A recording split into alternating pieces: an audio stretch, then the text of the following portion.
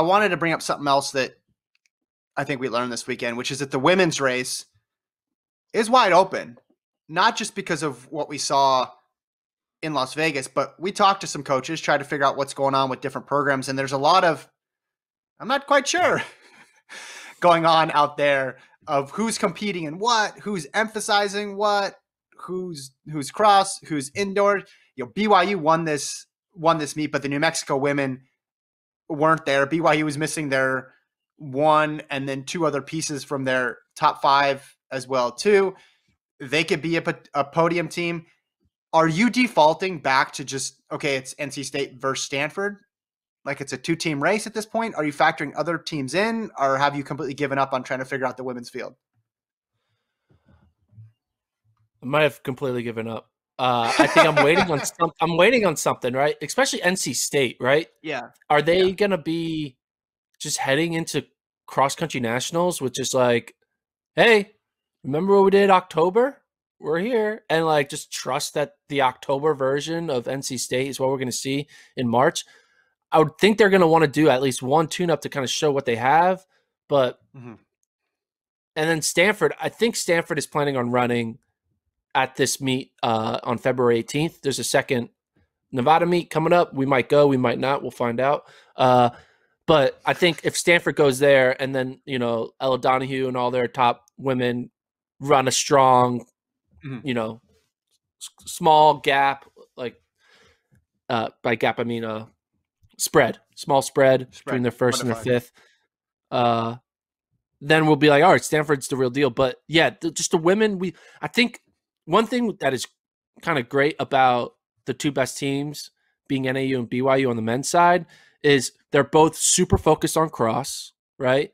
And they've been racing each other a lot. Like we normally don't get 1 versus 2 this often. They're in the same region.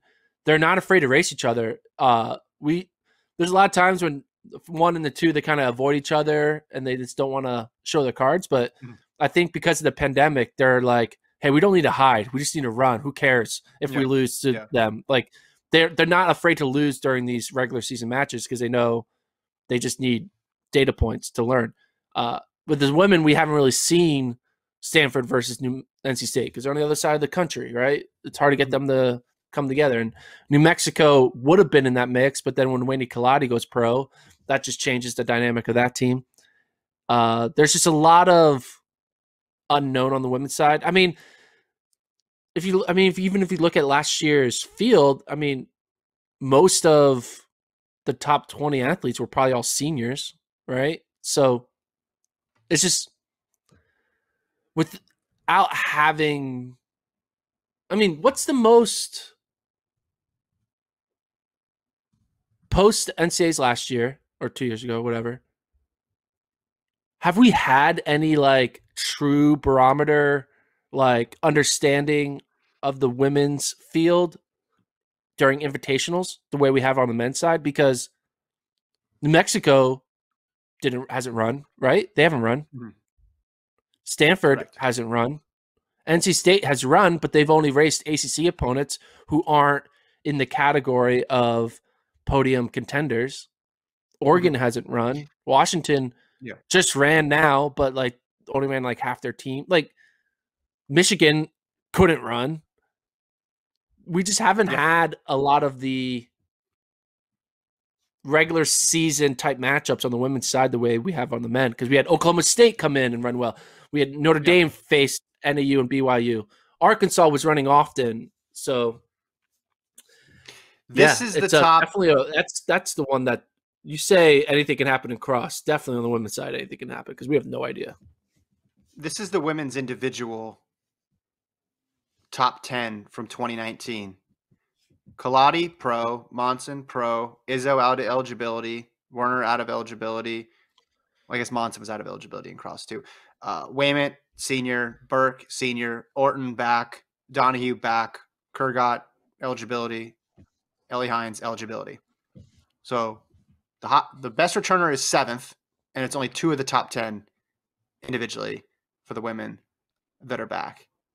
I'm interested to see what New Mexico does. I'm interested to see Washington when they put their full squad out there.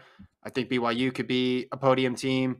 I tend to just default to Stanford and NC State, but I don't know. I mean, Michigan State won Big Tens, but Michigan wasn't there. Maybe the Michigan women, if they get a chance to compete and get in this meet in the NCAA championships, that is, then they could get on the podium. It's just, yeah, it's definitely hard to sort out. And the same things I think will play out a bit for the women in terms of people deciding indoor or indoor or cross, because we've seen Arkansas, for example, they're making a big push for indoors. You can just see they're racing early and often, and they're going to qualify a bunch of people. They might do that Stanford approach that you were talking about in the mile, where they just flood on.